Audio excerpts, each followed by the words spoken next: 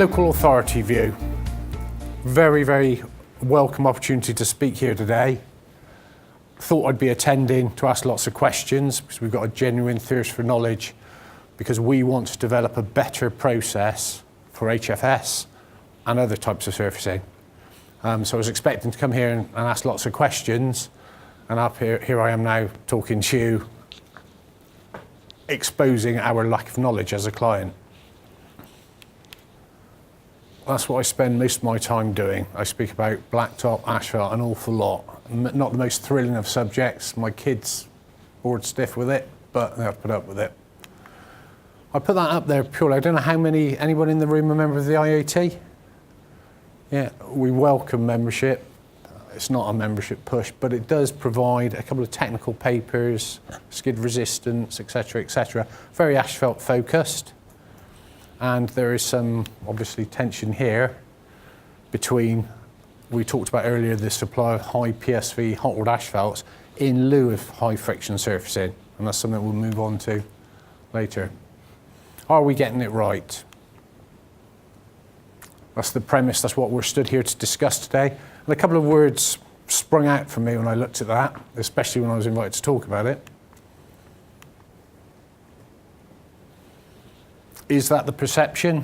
I think from the local authority point of view, it has been. Is it a preconception? Bit like a marriage, really. We need you guys, the guys that install HFS. It's a valuable product. And have we listened to each other enough? It's not a very interesting subject to the general public in lots of ways, but it's incumbent on us to get the thing right. And I think a bit more talking between clients at days like this is a very welcome opportunity.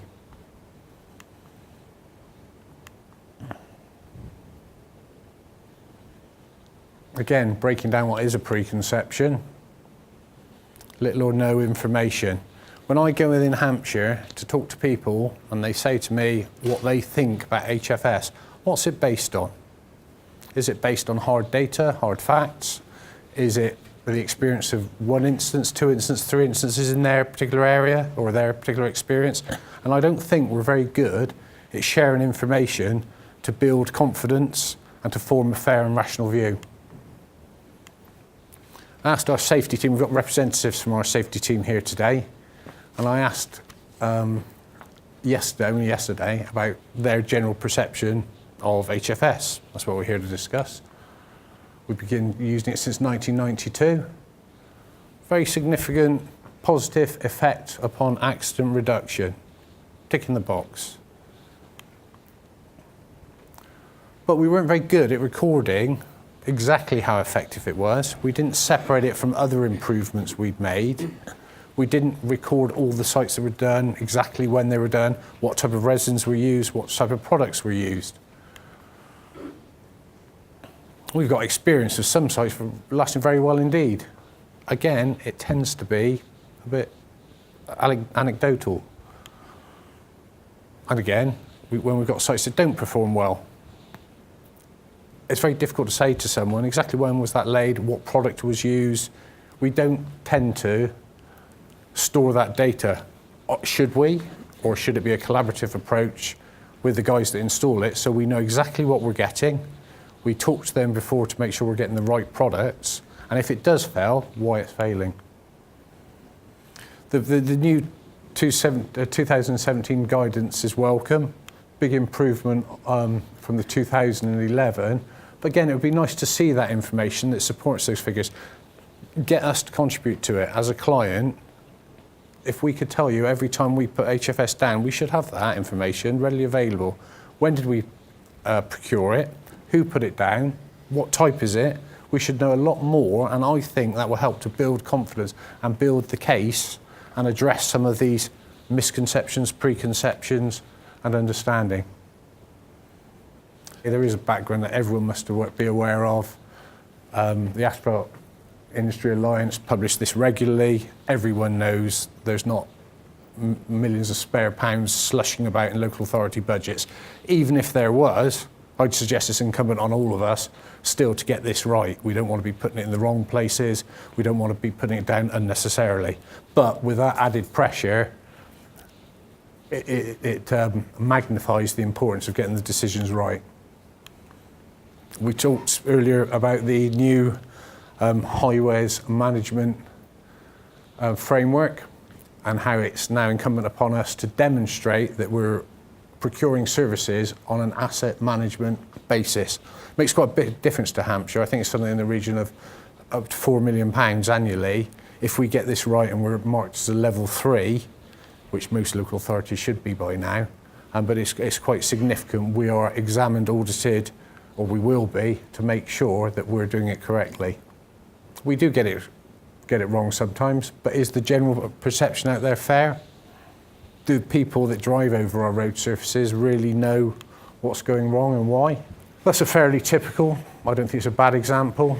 That's not an ineffective HFS. That's probably still wholly effective. It looks a bit scruffy, but do we understand that? We have orders placed through our term maintenance contract to replace something like that. Is it necessary to replace it? If it's performing, why not? But again, it's perception. The public might see that, might think it's a failing surface. When we speak to our designers in-house in Hampshire, I quite often get called out to go and look at a site and the road, the asphalt is cracked, crazed, whatever, it's only been down a year. First thing our designer always says, this asphalt's failing. That was carried out by the Institute of Highway Engineers some time ago. If you see from that the buff section of that pie chart, 50% of the defects with surfacing is design and specification. That's us as the client saying put product A down instead of product B, product C, or the road's not suitable to lay that product, whatever. We've got that wrong. And I suggest that's probably happening a little bit with your systems if we don't consult with you properly, if we buy the cheapest at point of installation, not cheapest in terms of whole life cost. And again, a greater understanding and more dialogue with the installers would probably reduce that figure. In it together, better for worse. We can't blame you. You shouldn't be blaming us. We need to work together. A bit more collaboration. Sticky subject, overselling, mis-selling, mis-buying, clients not understanding what they're buying. Anyone that knows anything about road surfacing's probably come across this lovely piece of kit. Been around since the 1950s, developed by the TRL, asphalt chip spreader. Yeah, hot rod asphalt with pre-coated chip-ins, used that piece of kit, largely unchanged, 30 years. It's kind of difficult to explain to someone from a different country why we do it. Because what we're in fact doing, we're sprinkling pieces of stone that are coated with bitumen onto other pieces of stone that are coated with bitumen. No one else does it, but we've done it for ages. Everyone could see that it was a strange way of going about things. So at the time, SMAs, or Clause 942, materials came on board, widely adopted. They're good for everywhere. They were put down everywhere. They were put down badly. They were put down thin, lack of bond coat, lots of problems with them that we're all probably conversing with. A bit of an exaggerated photograph, but that is probably the perception with a lot of highway engineers of SMAs, using the term generically. The baby, as a result, got thrown out with the bath water. Now, when I first arrived in Hampshire 9 or 10 years ago, you mentioned SMA, you were shot. You know, it was just perceived as it couldn't possibly work. It was the biggest load of rubbish ever. And people form these perceptions, and it takes a long time to shift them. So working to make sure the right product is applied to the right foundation, the right substrata in the case of HFS, is really, really important, because the effects of getting it wrong last a very long time. It's a credibility issue. If someone comes to me and says, this application is good for here, it's definitely what you want here, it doesn't work, I'm not going to want to go back to that guy for quite a while. So a good understanding and a level of trust between our installers and a client is massively important. To put it out there, the position of local authorities now is we need to specify HFS where there's a demonstrable need. We need to be able to justify the choice, and it's really good if we can justify it to a consistent standard across the piece.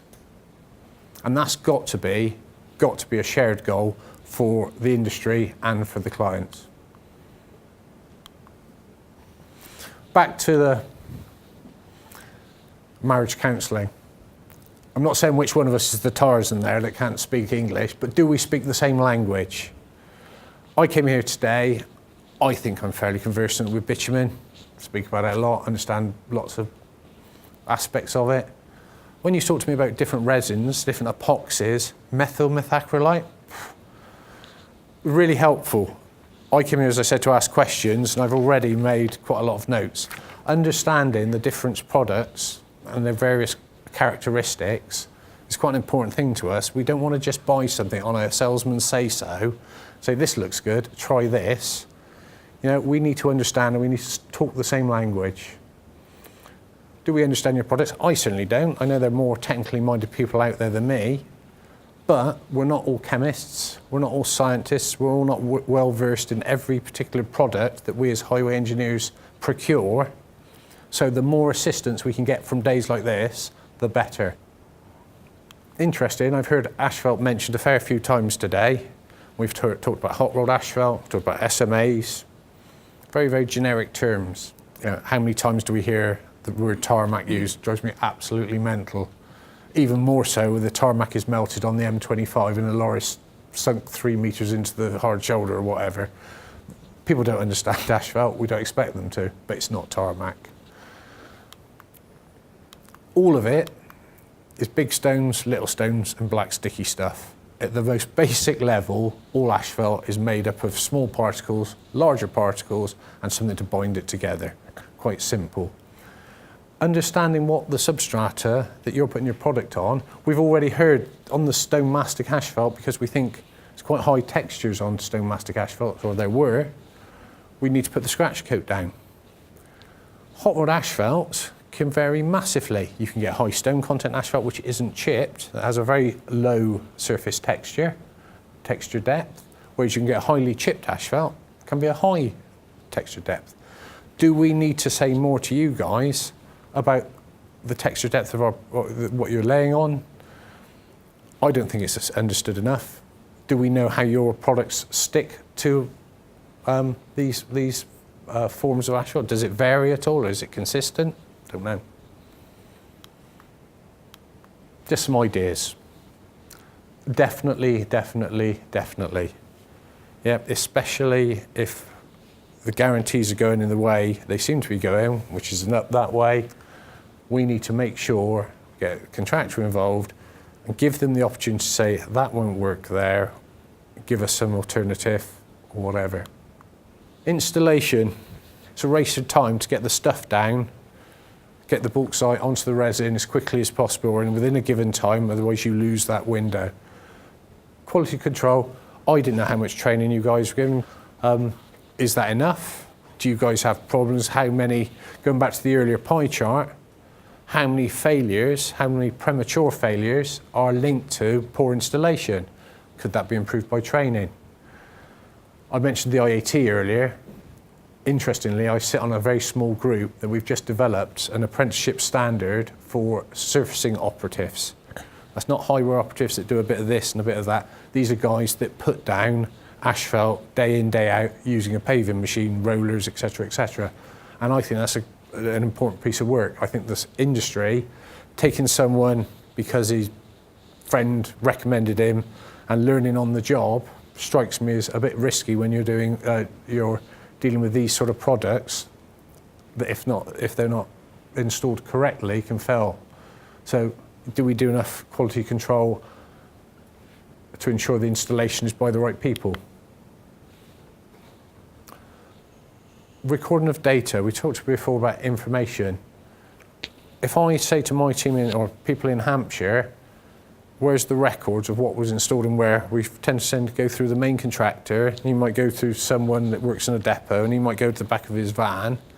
We're not very good at recording that data that we talked about at the beginning of this presentation. We talked about how beneficial that could be. Is that possible through the RSTA? I don't know. Is that something that we could develop standards typical, we've all seen this type of continuous improvement models before. Define the sort of service we're looking at. Could we look at the two different, the hot and the cold applied? Simple terms, I don't know. Does a separate section need to be for MMA? Measure its performance, look at those averages. If we're currently looking at 8 and 12, can we look to extend them to 10 and 15? Analyse what's happening. Is there anything to be learned from it, improved? Apply the controls on site or however we're going to do, manufacturing, wherever those possible improvements fit. Can we drive some improvement together? Because at the moment, it strikes me there is a perception out there. It might not be as good as it could be, but what are we actually doing to drive it forward? Usually, these sort of things, the guy up here knows what he's talking about, and you guys ask lots of questions, but today, I don't know much about HFS, and I don't think a lot of clients know as much as we should about HFS, so I've got a couple of questions that I've already, I think, picked up some of the points through the earlier presentations, and I'd like to go away with answers to these today, really. Can anyone tell me, when we're putting hot or cold, when we should apply your products? Greg, or? From my perspective, it all depends on the system that's being specified.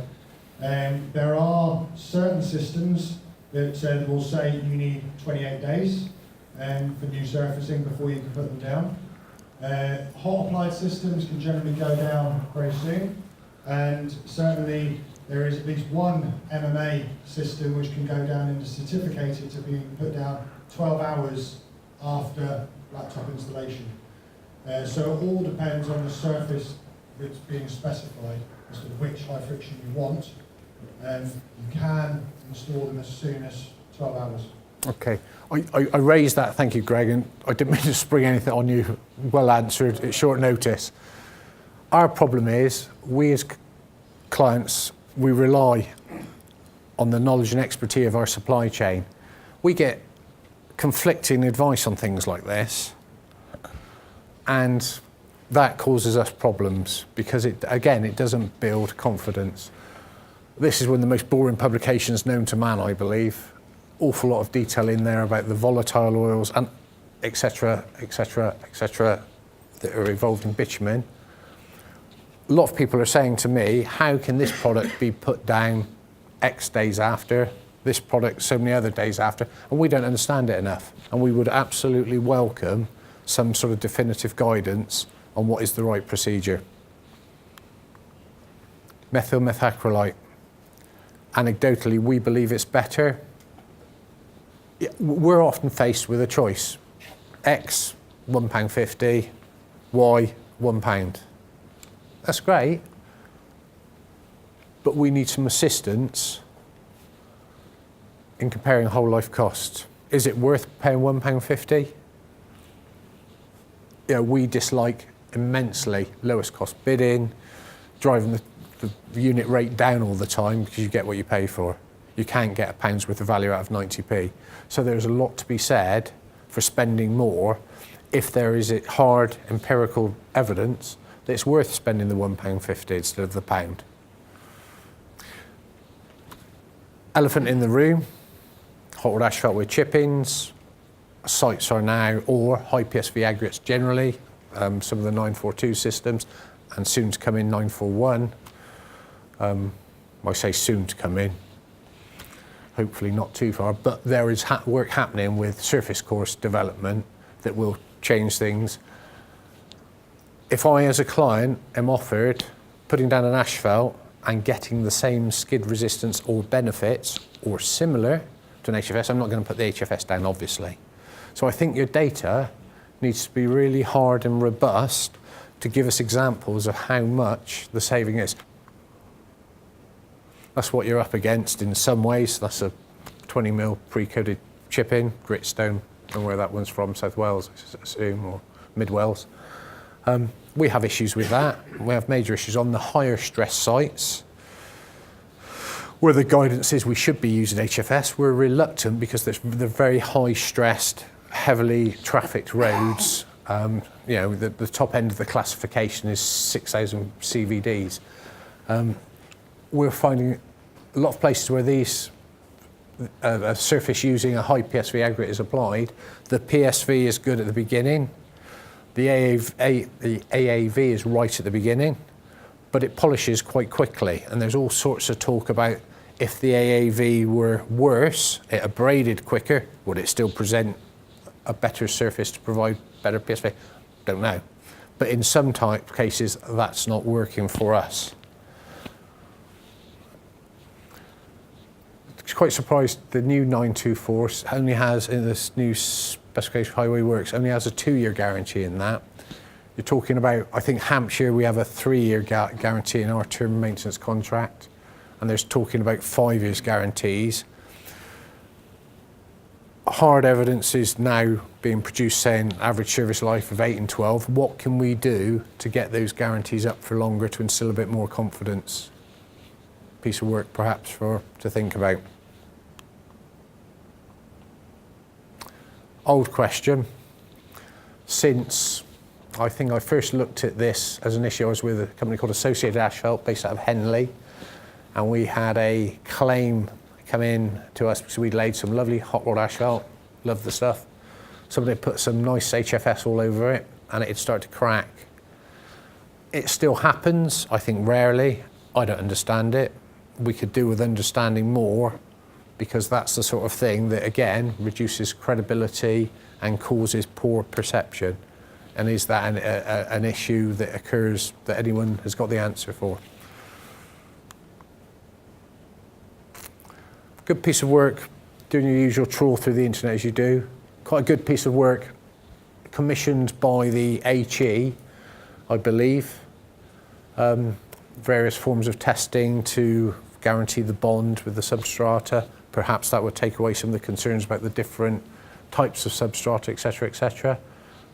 Be very, very interested in an RSTA view, if there's any lessons to be taken from that and whether that can go into your guidance, and if that's a way forward as well to help and build the level of confidence. That's that one now. There's going to be a new British standard published on encryption servicing at some point. We haven't started drafting it yet. But Housing England are very supportive of the standard because they want to consider the substrate condition prior to installation. Good news. And they're looking at tests like the 12-byte test, for example, for testing the substrate condition before we install, which is important about their network. Yeah, and it's good to hear.